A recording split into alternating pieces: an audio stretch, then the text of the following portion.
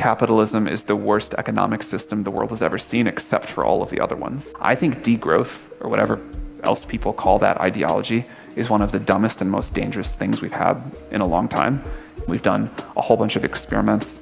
There's a whole bunch more things we can do. We've innovated on the OpenAI structure. We've done things like fund universal basic income studies. But let's not lose this magical engine we've had. A founder with an idea that we had never quite heard before, that was bold, that was ambitious, but as John was saying, was specific. That's where the magic happens. And if you have one of those ideas, don't ask somebody like me for advice. Again, I cannot overstate, I think, the specialness of this moment. This is really a time to go for it. This is really a time to push where you can. Great companies are going to get started around the world in the next couple of years. I think this is the beginning of like a genuine technological revolution.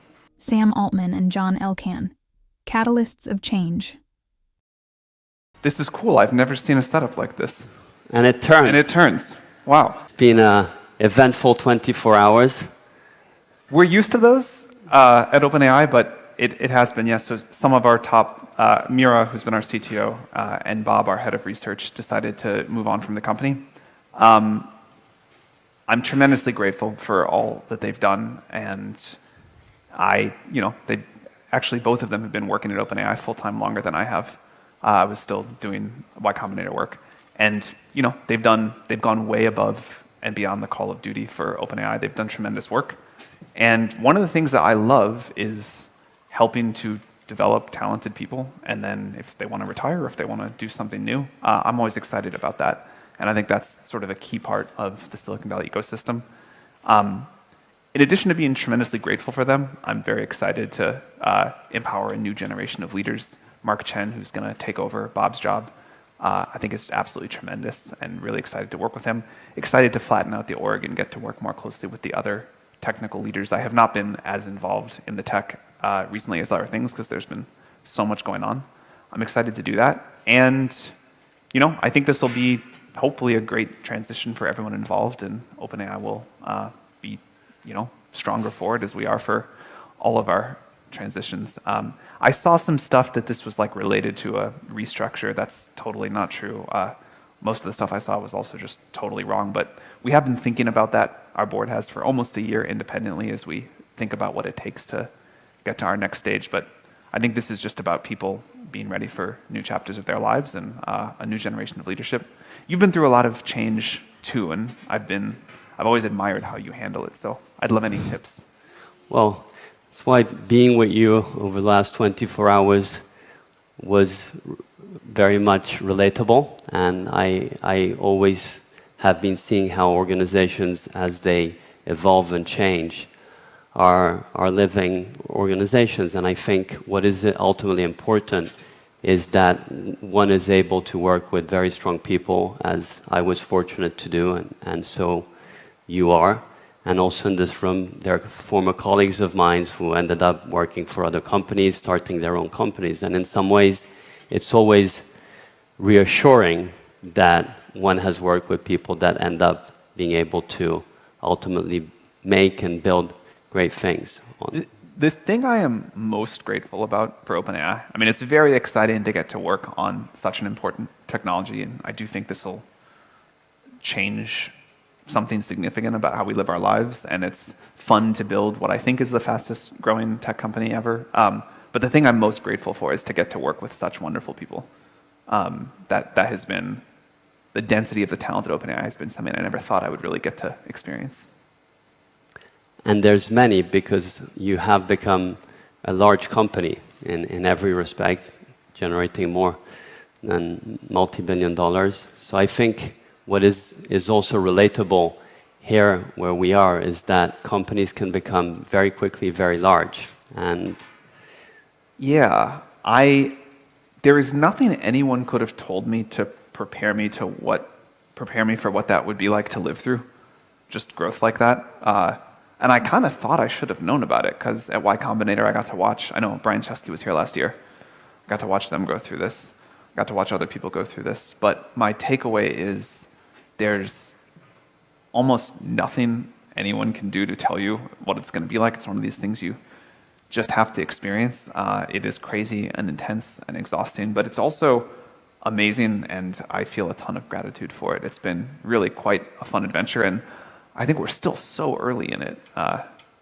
We've started to deliver great products, but we're going to deliver far greater ones. And it took us a while to figure out the science, and there's more science to figure out.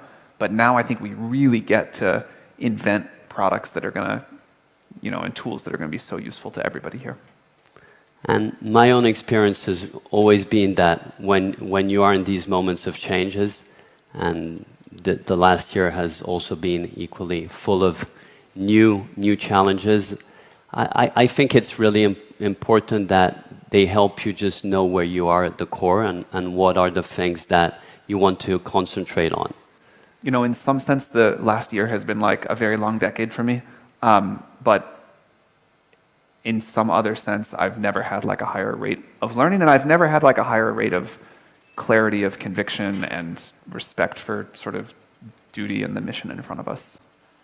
And I was reading this night, thinking about how important it is to stay firm when one is in one organization, particularly if you have a leadership role, because ultimately you need to stay firm in where the direction for the organization is. There was a very important battle here in Turin in 1747, and the battle was won by close to 4,000 people over 400,000 French.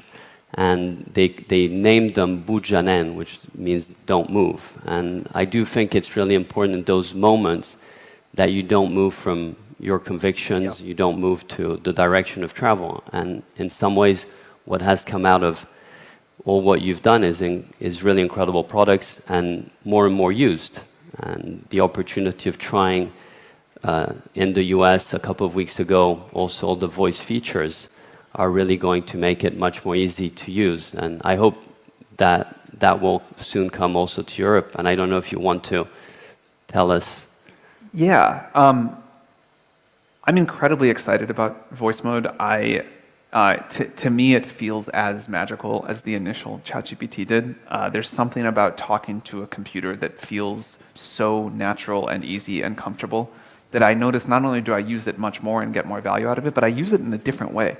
There's like things that, I didn't even realize this, but there's things that you say out loud and there's things that you text, and they're like a little bit different.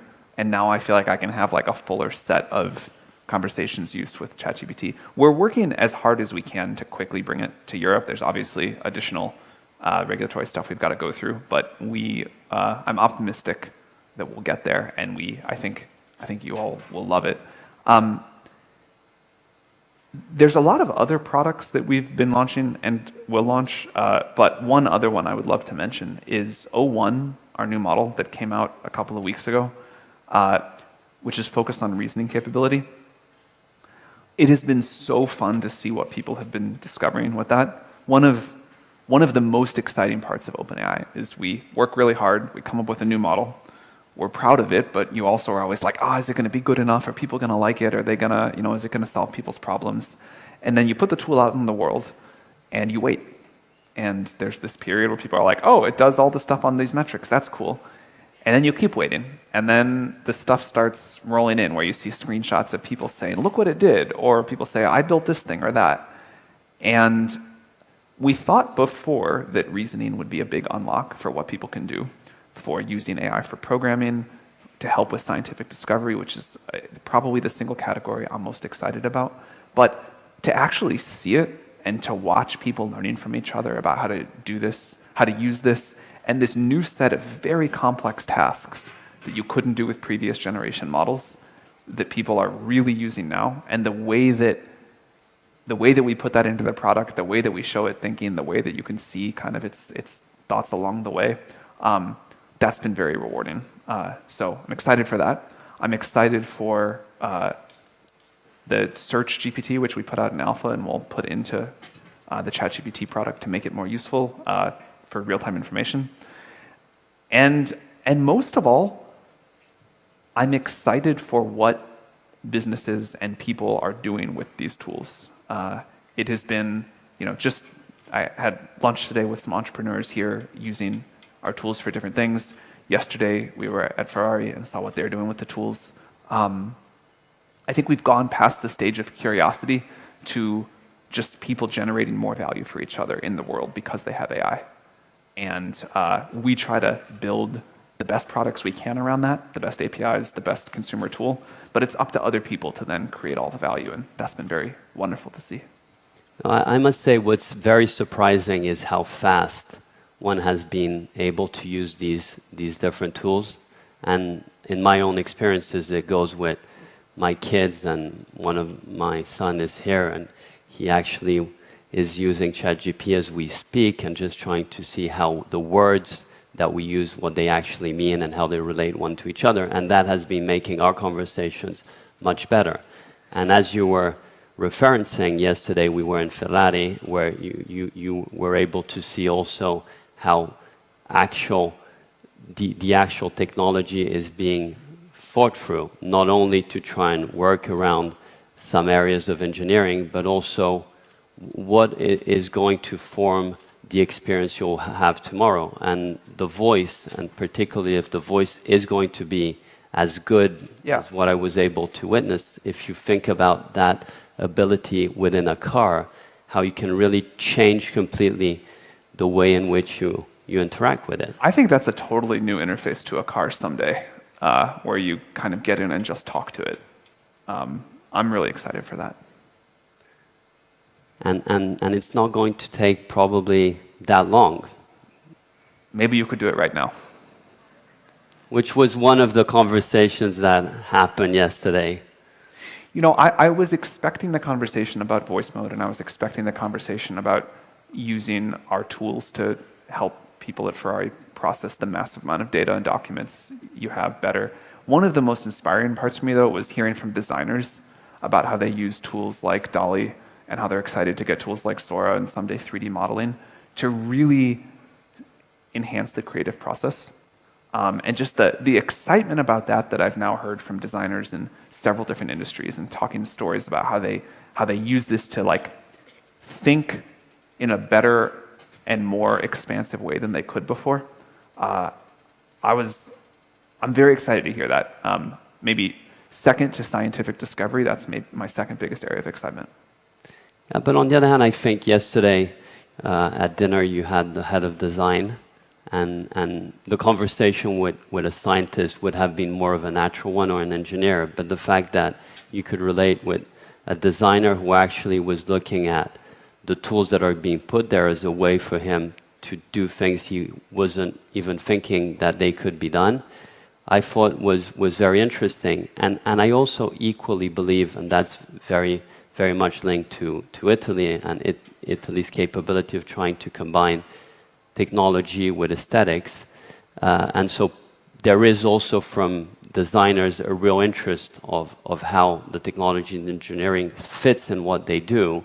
And I feel that you must have perceived that yesterday. It was very special for me to get to visit Ferrari, and one of the many reasons, aside from the fact that it's just this iconic company that has, I think, a brand connection with its fan base and really the whole world that just you don't see very many other places, is it really, I was very struck by the fact that I couldn't imagine that company and that way of working anywhere but Italy. And that the combination of engineering and design and passion and automotive history, seeing how that comes together, and seeing like, you know, you can like try to explain to somebody what it's like to watch people doing their work at Ferrari, but it never would have gotten through to me.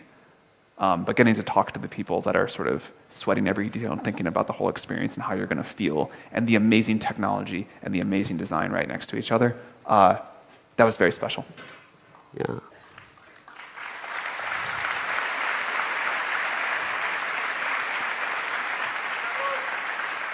And just on that, I also think what was instructive, and I really appreciated how you were asking on the shop floor, where it's ultimately these are products that one builds, and you participating more in a world which is less physical than the ones in which at least I participate. Also observing how the way in which the shop floor is now organized, the way in which one is at ease with how the different technologies that you can apply to building the engines, and I know there was a big surprise that the engine actually takes longer to build than the car. I felt also that was very instructive for me to really show in real life how ultimately the way in which the evolutions of technologies and also the way in which we as humans are actually doing better our work was very tangible. One of the many highlights of the tour was talking to someone who really was talking about the craft of assembly, of one person assembling an engine, and why Ferrari does it this way, and what it means, and why it's better, and how they care so much about how the engine looks and sounds, and of course the performance, and how Enzo Ferrari said it was the soul of the car. And then in the very next breath saying, and by the way, there's this bug in ChatGPT, it's really bothering me, I need it for my craft, can you please fix it quickly? So that was great. We've known each other for many, many, many years. I remember back in 2013, 14 in Mission, Pioneer Building, AI was really more of a conceptual conversation. OpenAI did not exist. But one of the things that back then was at least important for me was to make sure that we could try and stimulate more in Italy the rate of innovation that was occurring in Silicon Valley, and your valuable experience from Y Combinator, which luckily also copying and following, we have been able to put a program now Vento in Italy, which is the largest investor in early stage. We are really happy to be here at the Italian Tech Week, and a lot of things from those conversations have developed. What I think is also being always formative when we've been talking is the breadth of interest that you have. And I also feel that in some ways in the recent years, the intensity of what's been happening at OpenAI in some ways has shut down some of your other interests. And I just was wondering, how do you feel about that? Yeah, I kind of have just loved whatever phase of life and career I'm in. I did love, one of the best parts about running Y Combinator was exposure to everything. And I think, and I hope we can talk about this more, one of the ingredients of a successful startup ecosystem is people working on lots of different things together, and this sort of shared collisions and knowledge transfer that enables. And I think I formed such a helpful perspective on the world about what was happening, what new technologies were falling into place on the tech tree that eventually came together to enable OpenAI. And without that very broad view, from chips to energy to AI, algorithmic progress itself, to learning something about how to build internet companies, I think without all of that background and all of that view of the world, it would have been much harder to do OpenAI.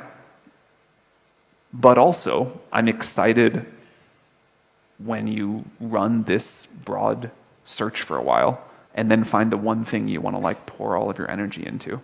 And I love this part too.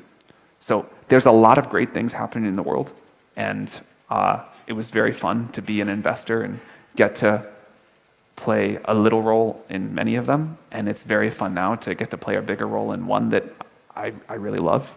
I do miss all the other stuff. I think that, in particular, the two trends I'm most excited about for the next decade or couple of decades are abundant intelligence and abundant energy, and the prosperity that we're going to get from these two things that are unlocking kind of, I hope, around the same time, is really quite remarkable. The growth we can have in the world, the increase in quality of life we can have in the world, better sustainability, better education, better healthcare, better everything.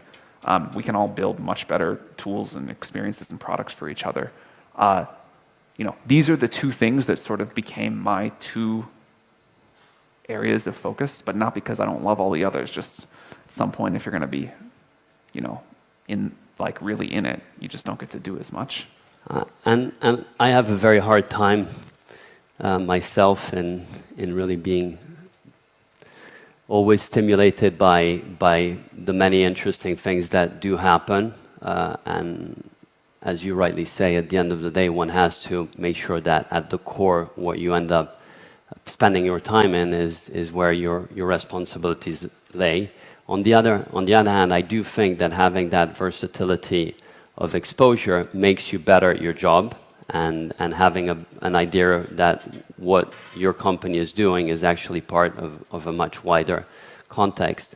And equally, just knowing where the future is going. And I think the energy element, which probably is not necessarily understood, is that if we actually don't get to have cheap, decarbonized energy at scale, a lot of what is being done, particularly in AI, is going to be limited, right? Not only in AI, because we're going to make that super efficient, but also in everything else we want to do with the AI. Like, the AI lets us have great ideas, but then we want to do stuff in the world. And I am a believer that people want more and better, and we should focus on enabling more of the good. And it's also important to mitigate the bad, but I don't think that's like a strategy. I don't think that's like a compelling long-term strategy. I think people want the world to get better, and energy is so critical to doing stuff in the world, to sort of the ability to move atoms around and make things happen.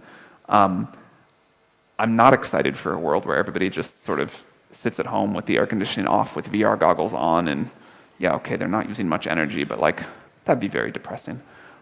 So I want the world to get dramatically better for everybody. I want to find out how we keep doing this. I think degrowth, or whatever else people call that ideology, is one of the dumbest and most dangerous things we've had in a long time.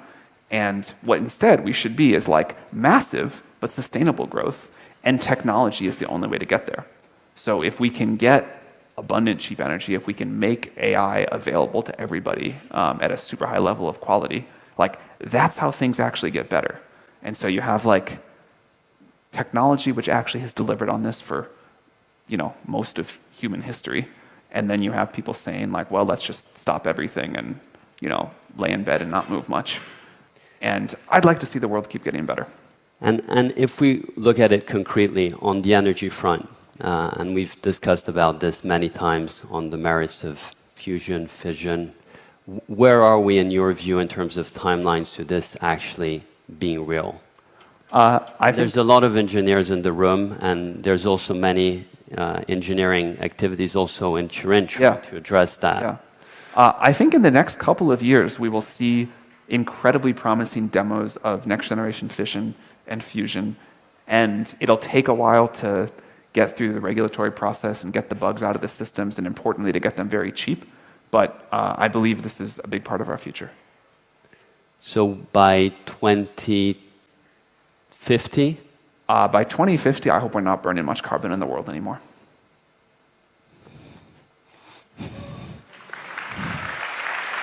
It's a big commitment. So if that plays out in the way you just described, that by 2050 we'll be able to have decarbonized free energy, and the evolution of what AI will allow us, we'll be living an unprecedented growth trajectory of our world. Yeah, to be clear, I think we already are. Like, think about what life is like today relative to 200 years ago, what we're capable of doing, how things that would have routinely killed us, you know, a mild infection, we have developed the technology to, you know, make almost a non-event. You just sort of don't think about a lot of things that people used to think about. So I think we're already in an age of quite significant wonder, but it's sort of part of the human experience, you know, the human spirit, to always want more, want better, want to say, okay, what's next? What are the next 10 and 20 years are going to be like? And I hope we make even more progress to a better world in the next 20 years than we did in the last 200. But this is fundamentally not a new thing. Like, technology has been delivering on this for, actually, so to an American, 200 years sounds like a long time. One of the things I love is the history of technology, and a special thing to me about Italy. I'm like a big nerd. Like, if I can go to a city, and there's like something about the history of technology to go look at, I would prefer that to anything else. Did you ask ChatGPT about personalizing you a series of what happened and what was invented in Turin? I didn't, but I will right after this. But I did do that in Venice earlier this year. I was there with our mutual friend, Diane von Furstenberg, and she loves Venice, as you know. And we were like walking around and she was telling me things, and I had, studied a lot about just sort of some of the amazing technological and sort of really societal inventions that happened in Venice. And she was telling me about them, and then she got tired of it and wanted to do something else. And so I used ChatGPT as like a tech history tour guide of Venice, and it was really good. Really, really good. I've done the same thing in Rome too, where it's just like amazing to see what's there. But this is not a new trend. This idea that we invent technology and it improves our quality of life in our society. If you define technology as doing more with less, or it being able to do things you just couldn't do at all before, making new tools for people to use, this has been going on for a very long time. In some ways, what we've also been observing is that there are other factors that ultimately stop this progress. And in some ways, what we have witnessed is that capitalism and the freedom that it has created has allowed a lot of development, but it also has created disparities. And we spoke a lot about how in some ways you create more alignment, where what you really want is what is good for business is also good for people. Yep. And we profoundly believe that. And there are different mechanisms in which you actually are able to try and find more alignment. So within our companies, we've always tried to see in which ways we can have a much broader base of our employees that are aligned with ultimately what the company is doing and the value of the company. Because more everyone participates in what the development is, the more everyone is willing to be part of it. And in some ways, one looks at the angle of a consumer saying what is going to be produced is more and cheaper, but it doesn't necessarily mean that that will be redistributed in the best possible way. And I know you've been thinking a lot about that, and we've discussed it a lot. What is your current thinking around these themes? I'm going to butcher this quote, and I don't remember who said it, but it's something like, capitalism is the worst economic system the world has ever seen, except for all of the other ones. And I think it is our duty to continue to figure out how to improve it, but we shouldn't discount the good parts, and we should not take for granted, I think, the miracles that capitalism has produced. Again, that doesn't mean we don't really need to improve it. It doesn't mean it's not broken in significant ways. You actually touched on the thing that I think is most important, which is, at least in the US where I'm most familiar with it, a shocking percentage of the country doesn't participate in capitalism, doesn't own stocks, does not have exposure to this very long-term updraft. There's a lot of other things I think we should change about it too, but we were talking about the history of technology earlier. As a kid, I studied the Industrial Revolution, and I thought, oh, there was this invention that was most important, or this one, or that one, and I really had this like nerdy tech kid view of it. And then as an adult, I at one point picked up a book and read about it again, and it was all the stories I remembered and everything I knew, but I had changed, and I had a different perspective, which is, in some important sense, the joint stock company was the single most important invention of the Industrial Revolution. The ability to coordinate the efforts of a lot of people, the capital it takes to get something invented and bring it to market, that was kind of what let us go from these very small, family-centric businesses to the kinds of inventions that brought us, this building and eventually that TV and these microphones and all of the wonderful things you all are building. And that was a really important change. So I think you can't talk about the history of technology without talking about the structures and the institutions society has put in place to enable it to happen. They're equally important. They both have to happen. And so let's evolve the system. I've, as you mentioned, been passionate about that for a long time. We've done a whole bunch of experiments There's a whole bunch more things we can do. We've innovated on the OpenAI structure. We've done things like fund universal basic income studies. But let's not lose this magical engine we've had. And when we think about the magical engine, which is ultimately conducive to try and innovate, and through the innovation, the prospects are going to improve, there is in some ways a view of where do you put the emphasis. There's a lot in my way of just observing in trying to say how can we make things less bad versus how can we make them really good. Yeah. And what is ultimately our responsibility in terms of business leaders, which ultimately are at the service of our customers, working with the people we work, in really making sure that we don't feel in the trap of less bad, but really more good and to some extent excellent. And yesterday you had an example of a company that really thrives to do that. So I have obviously an extremely biased set of perspectives on this, so please forgive me because I'm going to say the thing that I believe, but it's also going to sound like, man, that guy's really talking his book. I think pushing for more good instead of less bad is critical. I think a lot of human nature is to focus too much on less bad, the things that we can incrementally fix right away, rather than dream of the things that can catapult us to the next level of human progress and capability and whatever else you want to call it. OpenAI took 4.5 years before we launched our first product. And our first product, honestly, I don't know if any of you remember GPT-3. If you do, I'm sorry and I apologize. It wasn't that good. And then it took us longer to get out GPT 3.5 and then launch ChatGPT and then GPT-4. And 0.1 preview is still deeply flawed. 0.1, when it comes out, will feel really good to us at the time, but looking back in a couple of years will feel still embarrassing. This stuff takes a long time. Doing hard startups takes a long time. Doing a nuclear energy startup takes a decade.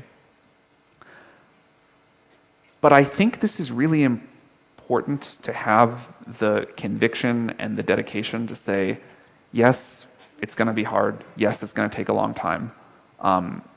It's going to be a little demotivating and a little distracting to see other people get more success sooner on ideas that are maybe easier.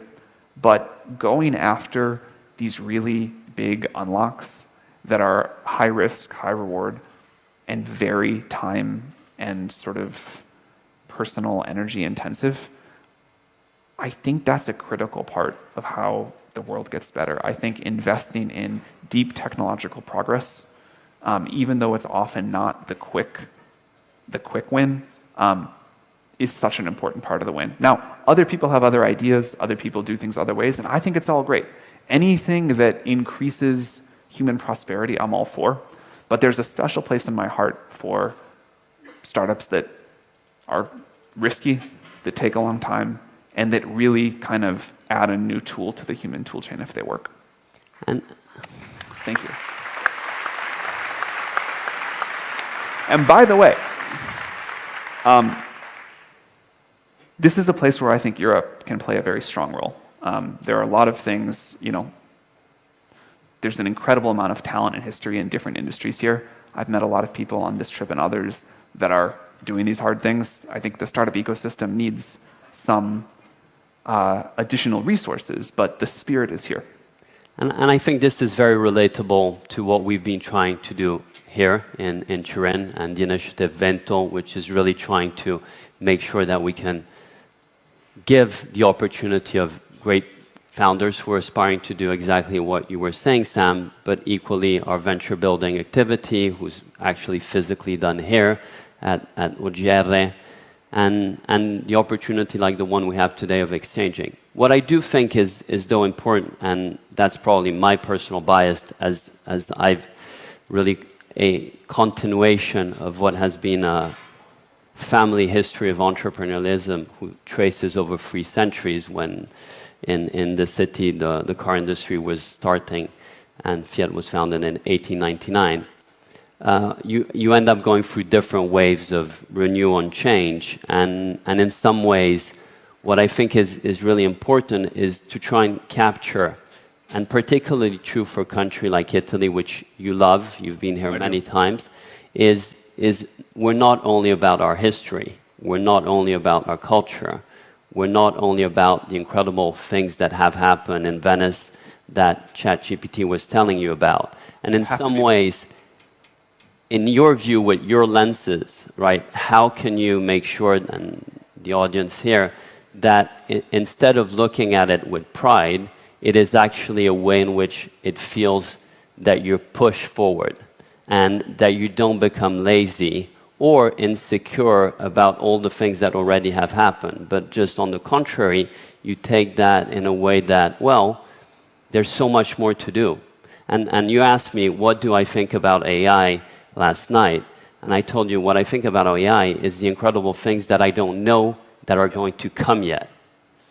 So, first of all, I think this is I appreciate you saying that. I think in any place with such a rich history, it's tempting to look back and be proud. And a thing I love about you and many other people here that I look around and see that I know is just this relentless drive to look forward and say we're only as good as our next thing.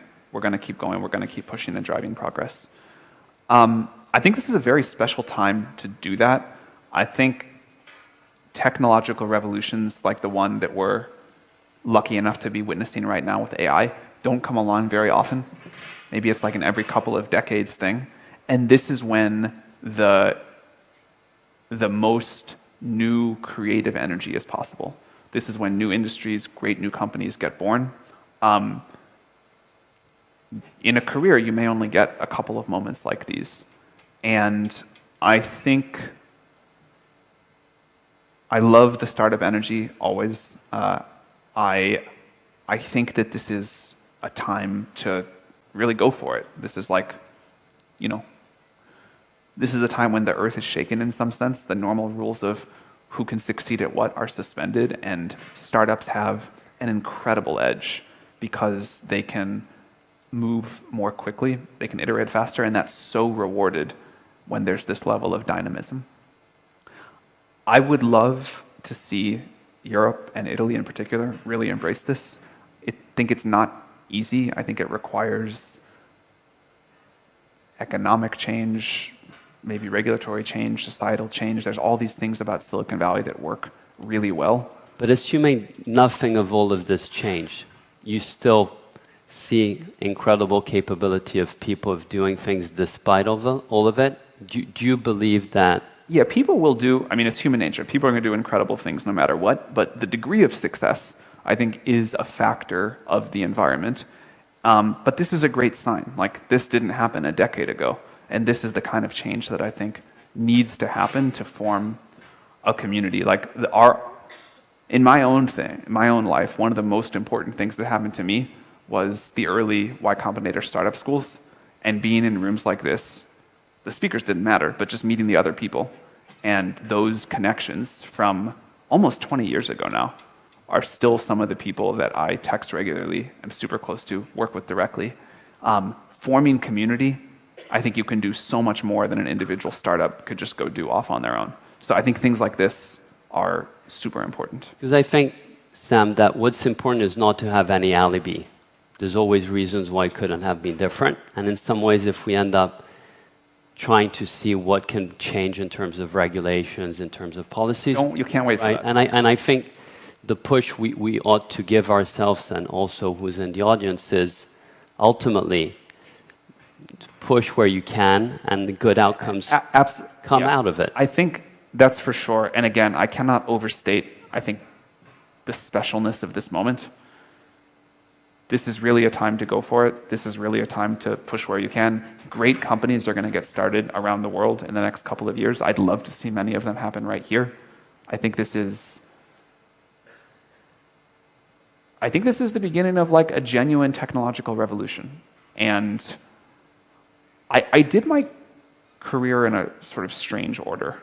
Normally at least in Silicon Valley, you run a company for a while, you do a startup, then you become an investor, and then you have like some sort of passion project as your retirement job. I did technically run a company first, but it didn't go very well, and I learned a bunch of painful lessons, and also didn't learn, like, I think you always can learn the wrong things from failure too. But then I became an investor, and I was pretty good at that, and I thought I was going to do that. And then I did this passion project of running an AI research lab, and then I ended up having to run a big company. And I'm thrilled with how it's gone. I'm very grateful. But I do think sometimes, man, if I could be a tech investor right now, this would be the most fun time ever because of the number of great things that are going to get created. And so it's not just like do what you can. It's go shoot as ambitiously as you possibly can. Say this is a crazy and rare opportunity, and we're going to build the next giant tech company. And just as we end, and I know there might be a couple of questions, how do you think about the difference between ambition and delusion?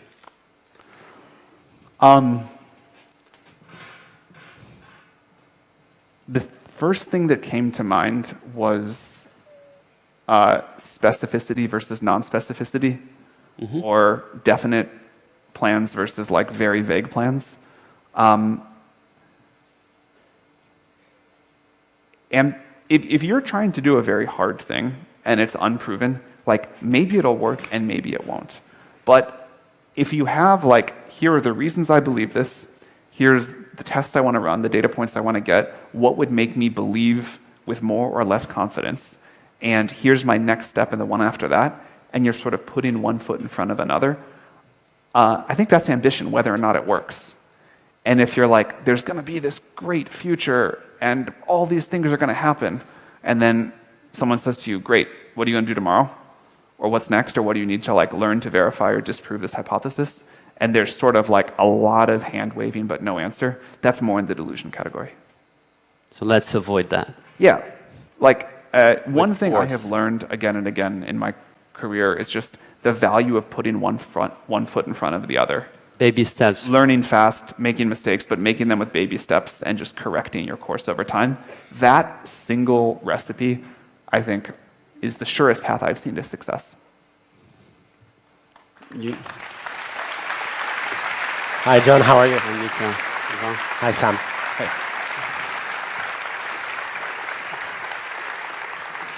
Thank you very much. Thank you. That's highly insightful. We're a little bit out of time.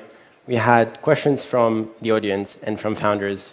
One, to start, I'll start with you, John.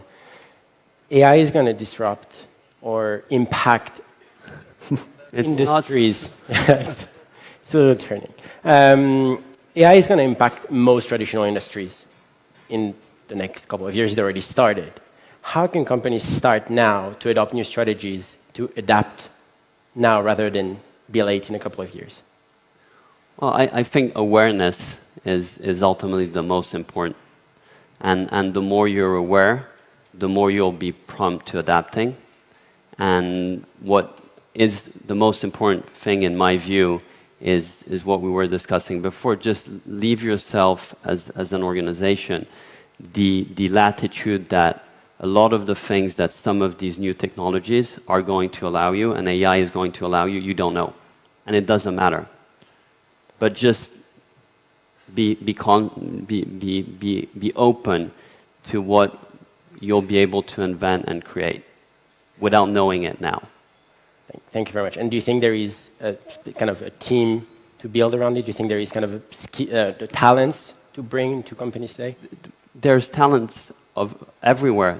I think it's really not constraining yourself of what is possible. That makes sense. Thank you. And Sam, for all the founders that are building, we have a lot of founders in the room today.